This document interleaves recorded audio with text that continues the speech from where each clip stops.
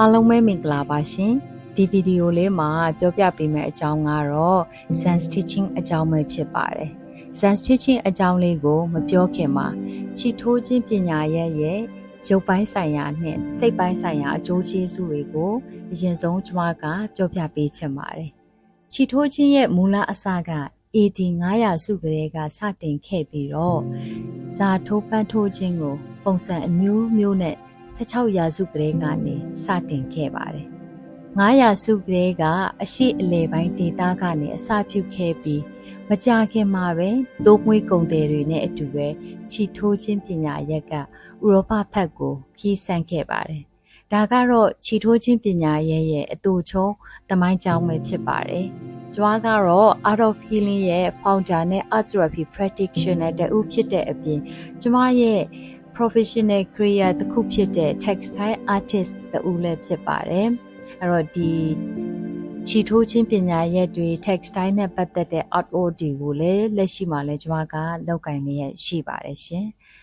mindfulness meditation လေ့ကျင့်ခန်းတစ်ခုဖြစ်တဲ့ဒီလေ့ကျင့်ခန်းတွေကခြိထိုးခြင်းပညာရက်နဲ့စိတ်ကျန်းမာရေးအတွက်အကျိုးကျေးဇူးတက်ရောက်ပုံတွေကိုဆက်လက်ပြီးတော့ကျမပြောပြပေးသွားပါမယ်ပထမဆုံးအနေနဲ့ရုပ်ပိုင်းဆိုင်ရာအကျိုးကျေးဇူးတွေကတော့ခြိထိုးခြင်းစာထိုးခြင်းပညာရက်ကရှုပ်ထွေးတဲ့ချုပ်ရိုးပတ်တံတွေကိုဒါမှမဟုတ်တူညီတဲ့ချုပ်ရိုးပတ်တံတွေကိုထက်ခါတလဲလဲပြုလုပ်ရခြင်းပဲဖြစ်ပါတယ်။ Sun Stitching မှာတော့တူညီတဲ့ချုပ်ရိုးပတ်တံတွေကိုထက်ခါတလဲလဲပြုလုပ်ရခြင်းဖြစ်ပါတယ်။ကျမတို့ရဲ့အုံနောက်ကခြိထိုးနေတဲ့အချိန်မှာသူ့ရဲ့လှုပ်ဆောင်ချက်က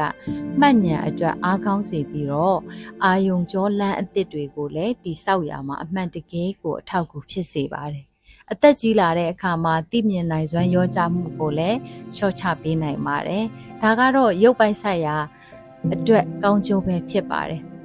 အဲ့တော့အယိုးကြီးပေါင်းတဲ့အာယုံကြောဆိုင်ရာပြဿနာရှိတဲ့သူတွေကတော့ကိုယ့်ရဲ့ဆရာဝန်နဲ့တိုင်ပင်ပြီးတော့မှခြိထိုးပန်းထိုးခြင်းစာထိုးခြင်းအလုပ်ကိုပြုလုပ်ဖို့ပြောချင်ပါတယ်။စိတ်ပိုင်းဆိုင်ရာအကျိုးကျေးဇူးတွေကတော့စိတ်ဖိစီးမှုနဲ့သွေးဖိအားကိုလည်းရောကြစေပါတယ်စိတ်ကြယောဂလက္ခဏာတွေကိုလျှော့ချပေးနိုင်တဲ့အပြင်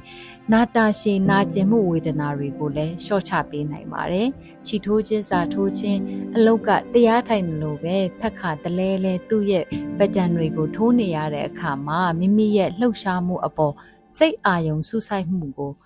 ဖြစ်ပေါ်စေပါတယ်တခြားအာယုံတွေကိုမတွေးမိစေတော့ပါဘူးအာယုံကြောစနစ်ကိုနှေးကွေးစေပြီးတော့ခန္ဓာကိုယ်မှာရှိတဲ့စိုးရိမ်ပူပန်မှုနဲ့စိတ်ဖိစီးမှုတွေကိုဖြစ်ပေါ်စေတဲ့ cortisol ဟော်မုန်းကိုလည်းလျှော့ချပေးပါတယ်မကြာခင်မှာကျမတို့ Art of Healing ကနေပြုလုပ်ပေးမယ် Anger Management for Sun Stitching Workshop ကိုပြုလုပ်ပေးမှာဖြစ်လို့စိတ်ဝင်စားသူများအနေနဲ့ဆက်လက်ပြီးတော့မှစောင့်မျှော်ကြည့်ရှုပေးဖို့အတွက်ဖိတ်ခေါ်လိုက်ပါတယ်ရှင်အားလုံးပဲကျေးဇူးအများကြီးတင်ပါတယ်ရှင်